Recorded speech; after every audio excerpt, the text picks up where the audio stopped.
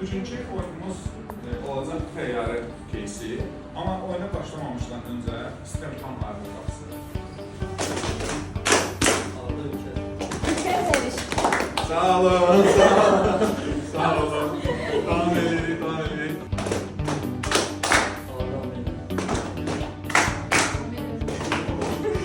Sən özünü bağışlayaq, mən də buraya rəsədim. Ana eləsin. Yəni, pizza, sushi, burger, yadınıza saxlayın. Pizza, sushi, burger. Və 1 milyon kredi götürəm, akses baxıram. 12 milyon aldı. 5 milyon kredi verir. Sizə 21 verir.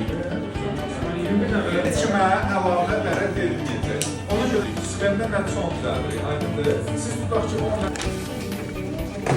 yoldaşlar, simmetrikliyə fikir verin. Üstü yox.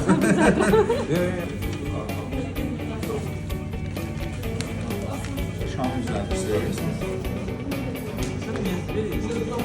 Baxın.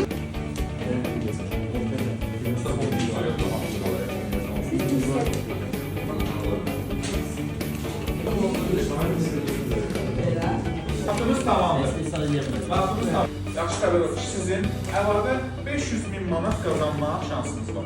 2, 3. Komandasıydı. Burger komandası. Yoldaşlar.